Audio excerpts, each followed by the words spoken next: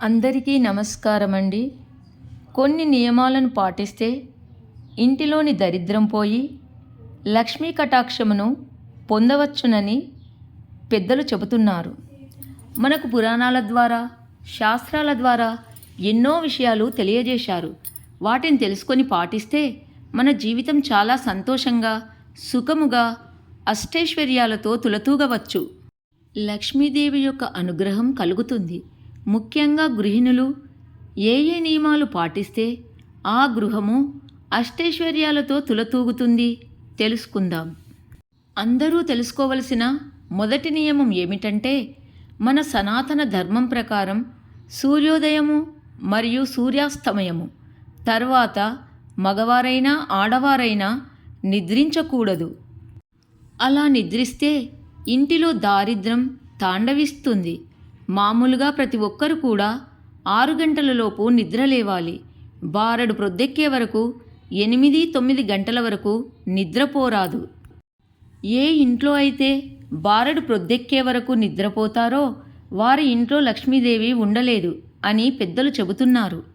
మరియు సాయంత్రం 5 గంటల నుండి 7 గంటల వరకు స్త్రీలు కానీ పురుషులు కానీ పొరపాటున కూడా నిద్రించకూడదు. అలా నిద్రిస్తే దారిద్ర్యం వస్తుందని పెద్దలు చెబుతున్నారు. అలాగే రెండో విషయం, మనం ఉదయం నిద్ర లేవగానే మన కుడి చేయిని చూసుకొని కరాగ్రే వసతే లక్ష్మి, ఇది అందరికీ తెలుసండి. దీనిని చదువుకొని తర్వాత బయటకు వచ్చి లక్ష్మీదేవి వెంకటేశ్వర చిత్రపటాన్ని దర్శించుకోవాలి. తర్వాత వెంటనే మనం వాడిన రగ్గు, బెడ్షీటు అలాగే ఉంచకుండా చక్కగా మడత పెట్టాలి. కానీ కొంతమంది నిద్ర నుండి లేవగానే వంటశాలలోకి వెళ్ళి కాఫీ, టీలు తాగుతారు. ఇలా చేయడం మంచిది కాదని, దరిద్రం వస్తుందని పెద్దలు చెబుతున్నారు. స్త్రీలైనా పురుషులైనా వెంటనే దుప్పటి, బెడ్షీట్ తప్పనిసరిగా మడత పెట్టాలి. దీనిని తప్పనిసరిగా గుర్తుపెట్టుకోవాలి. మరి మూడవ విషయము, మహిళలు ఇల్లు వాకిలి శుభ్రపరచుకొని చెత్తను ఎత్తి పారవేసిన తర్వాత చక్కగా ఇంటి ముందు ముగ్గు వేయాలి. కానీ ఈ మధ్యలో కొంతమంది పెయింట్తో ముగ్గు వేసి రోజు ముగ్గు వేయరు.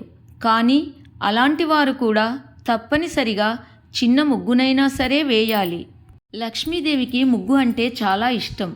మరియు సాయంత్రం ప్రొద్దుపోయిన తర్వాత అంటే 5:30 తర్వాత ఇల్లు వాకిలి ఊడవకూడదు. ఇల్లు వాకిలి ఊడ్చి చెత్త కూడా తీయకూడదు. ఎందుకంటే అప్పుడు లక్ష్మీదేవి వచ్చే సమయం కాబట్టి. ఏ ఇల్లైతే శుభ్రంగా ఉంటుందో ఆ ఇంట్లో లక్ష్మీదేవి తిష్ట వేసుకొని కూర్చుంటుంది అని పెద్దలు చెబుతున్నారు. మరి ఒక విషయం ఏమిటంటే, స్త్రీలు గడపకు పసుపు రాసి ముగ్గు పెట్టాలి.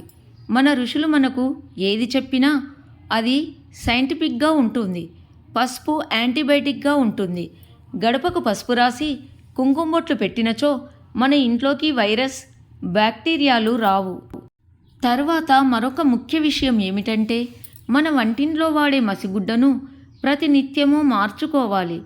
దానిని శుభ్రంగా ఉతికి ఆరబెట్టుకోవాలి. కొందరు అదే పనిగా మసిగుడ్డను మార్చకుండా అలాగే వాడుతారు. 3-4 రోజులకు మారుస్తారు. అది చాలా మురికిగా ఉండి కంపు కొడుతుంది.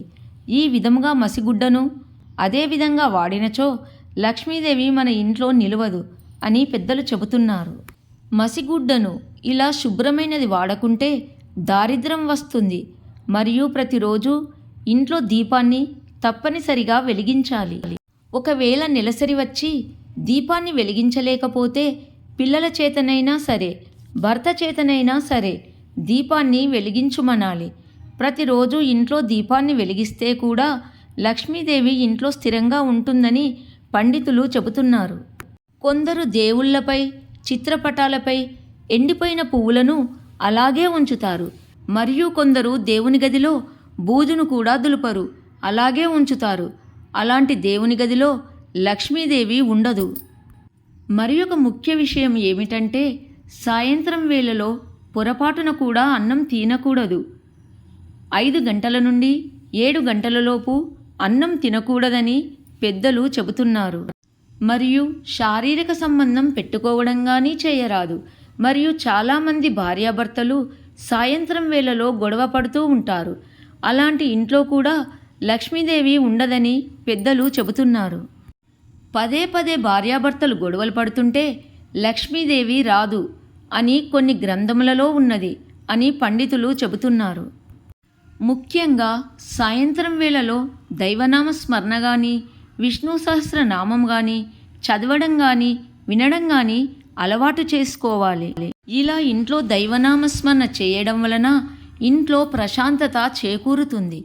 లక్ష్మీదేవి తనకంటే విష్ణువును స్మరిస్తే లక్ష్మీదేవికి ఇష్టం కాబట్టి ఆ ఇంట్లో లక్ష్మీదేవి ఉంటుందని పెద్దలు చెబుతున్నారు. లక్ష్మీదేవి ఏ ఇంట్లో దైవనామస్మరణ జరుగుతుందో అని రోజు ఎదురుచూస్తూ ఉంటుందట. సాయంత్రం ప్రొద్దుపోయిన తర్వాత ఎవ్వరు వచ్చి అడిగినా సుమంగళి ద్రవ్యాలు ఇవ్వకూడదని, అంటే పసుపు, కుంకుమ, పువ్వులు మరియు గాజులు ఇవ్వకూడదని పెద్దలు అంటున్నారు. కానీ పండుగలప్పుడు, ఏవైనా వ్రతాలప్పుడు మరియు వాయనము ఇవ్వవచ్చును. కానీ వీటిని అప్పుగా ఇవ్వకూడదు. మరియు పాలు, బియ్యము, ఉప్పు, నగలు మరియు డబ్బులు సాయంత్రం వేళ ఎవరు వచ్చి ఇవ్వమన్నా ఇవ్వకూడదని పెద్దలు అంటున్నారు. ఒకవేళ ఇవ్వవలసి వస్తే సూర్య అస్తమయం కంటే ముందు ఇవ్వవచ్చును. మరి ఒక ముఖ్య విషయం ఏమిటంటే, కొందరు మహిళలు మంగళసూత్రము, గాజులు రాత్రి పడుకునేటప్పుడు తీస్తూ ఉంటారు. మళ్ళీ ప్రొద్దున లేవగానే వేసుకుంటారు. ఇలా అందరూ కాదు, కొంతమంది మాత్రమే ఇలా చేస్తూ ఉంటారు. అలా చేయకూడదు. మరియు కొందరు పరమ పవిత్రమైన మంగళసూత్రమునకు పిన్నులు వేసుకుంటూ ఉంటారు. పిన్నులు ఇనుము కాబట్టి, ఇనుము దరిద్ర దేవతకు ఇష్టం కాబట్టి మంగళసూత్రమునకు పిన్నులు వేయరాదు. ఈ నియమాలన్నీ పాటిస్తే లక్ష్మీదేవి స్థిరంగా ఉంటుంది. మరియు స్త్రీలు, పురుషులు తప్పనిసరిగా నుదుటిపైన సింధూరాన్ని ధరించాలి. మరియు పెళ్ళైన స్త్రీలు వారి యొక్క గాజులను, పువ్వులను వేరే వారికి ఇవ్వకూడదని పెద్దలు చెబుతున్నారు. కొంతమంది మహిళలు తమ చేతులకు గాజులు ఎక్కువగా వేసుకుంటారు. ఎవరైనా బంధువులు కానీ, ఆడబిడ్డ కానీ అడిగితే వెంటనే నా చేతికి చాలా గాజులు ఉన్నాయి, మీరు వేసుకోమని 1-2 గాజులు వారికి ఇస్తారు. ఇలా చేయవద్దని పండితులు చెబుతున్నారు. కొంతమంది స్త్రీలు పువ్వులను తలలో ఎక్కువగా పెట్టుకుంటారు. ఎవరైనా అడిగిన వెంటనే కొంచెం తల నుండి తీసి ఇస్తారు. ఇలా చేయడం కూడా మంచిది కాదని అంటున్నారు. మరియు ఒళ్ళు తుడుచుకున్న టవల్స్ కానీ మరియు ఏవైనా కానీ వాకిలి ముందు, ఇంటి ముందు కానీ ఆరవేయకూడదు. దీనిని తప్పకుండా గుర్తుపెట్టుకోవాలి. మరియు ఒళ్ళు తుడుచుకున్న టవల్స్ కానీ, ఒళ్ళు తుడుచుకున్న మరి ఏవైనా కానీ వాకిలి ముందు, ఇంటి ముందు కానీ ఆరవేయకూడదు. దీనిని తప్పకుండా గుర్తుపెట్టుకోవాలి. మరి ఒక ముఖ్య విషయం ఏమిటంటే, చాలామంది తమ చెప్పులను సింహద్వారం ముందు విడుస్తారు. సింహద్వారం ముందు కానీ, ఇంటి ముందు కానీ చెప్పులు అస్సలు విడవకూడదు. ఇలా చేస్తే అస్సలు మంచిది కాదని పెద్దలు చెబుతున్నారు. మరి ఒక ముఖ్యమైన విషయము, స్త్రీలు ఆదివారము, మంగళవారము, శుక్రవారము గోర్లు కట్ చేయకూడదు. మరియు చెప్పుల స్టాండు ఇంటి ముందు పెట్టకూడదు. మరియు జుట్టు విరబోసుకొని ఇంటిలో తిరగకూడదు. చాలామంది గడప మీద కూర్చుంటారు. అలా చేయకూడదు. మరియు ఇంటికి ఎదురుగా కాళ్ళు చాపి కూర్చోకూడదు అని పెద్దలు చెబుతున్నారు.